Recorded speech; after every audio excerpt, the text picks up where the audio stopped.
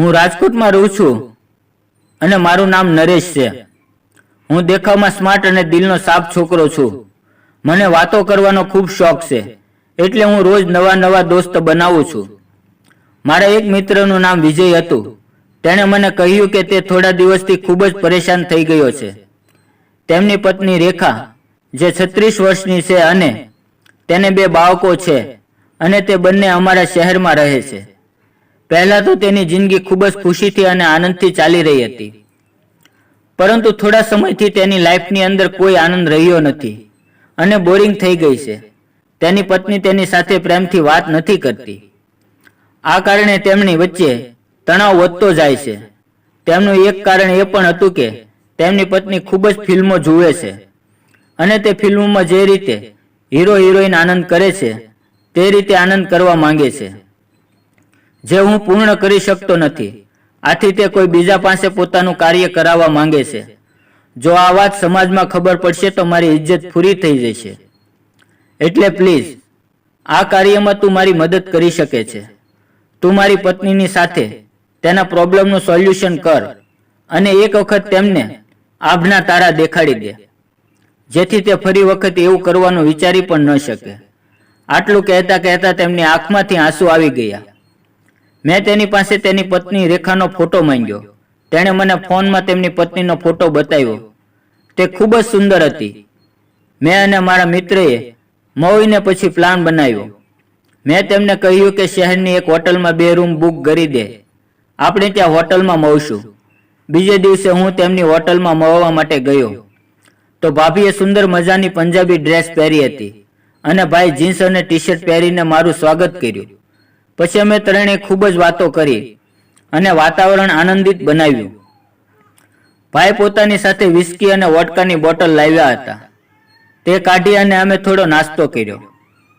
ભાભીએ 2 પેગ લઈ લીધા અને હું 4 પેગ પર પહોંચી ગયો હતો. ભાભીને મેં કહ્યું કે તમે મને ખૂબ જ પસંદ છે, પણ હું તમારી સહમતિ વિના કંઈ પણ કરવા માંગતો નથી. તો ભાભીએ પોતાના પતિ સામે જોયું, એટલે તે બોલ્યા કે તમે બંને વાતો કરો, હું બાજુના રૂમમાં આરામ કરવા જાઉં છું.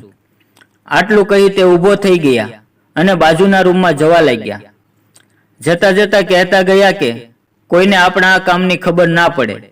તો ભાભી કહેવા લાગ્યા કે મારા પતિની સમાજમાં ખૂબ જ આબરૂ છે, તમારે તેનું ધ્યાન રાખવું પડશે.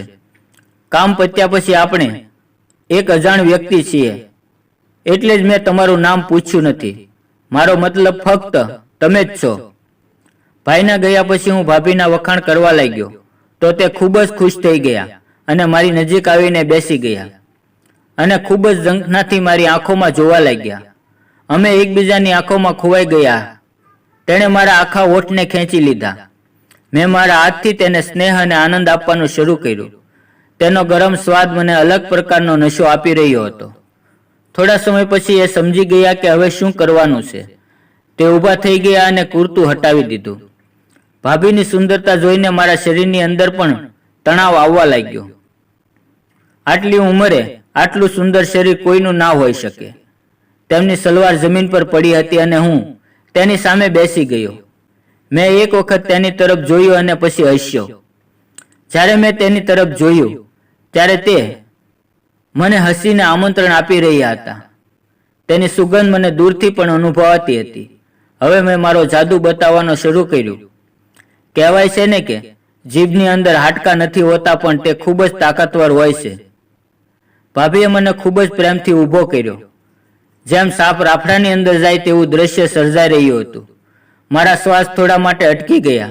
કોઈ પણ વસ્તુનો નશો વધુ સમય જળવાઈ રહેતો નથી. હવે ભાભી પણ સંપૂર્ણપણે હળવા થઈ ગયા. તે ઊભા થઈ અને સોફા પર બેઠા. તેની હાલત જોઈને હું સમજી ગયો કે હવે સાચા કામનો સમય આવી ગયો છે. હું તેની પાસે ગયો. મેં મારી સ્પીડ હવે વધારી હતી. એટલામાં ખબર પડી કે ભાઈ રૂમમાં આવ્યા છે.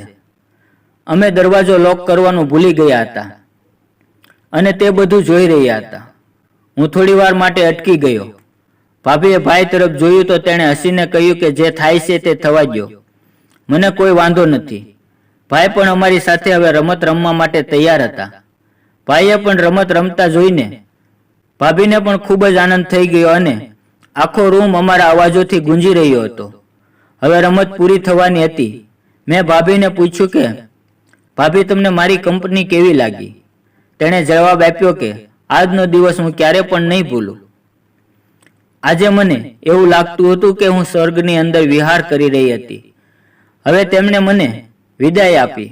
હું મારા લક્ષ્ય તરફ જવા લાગ્યો. ખરેખર દુનિયાની અંદર આવા પણ માણસો હોય છે.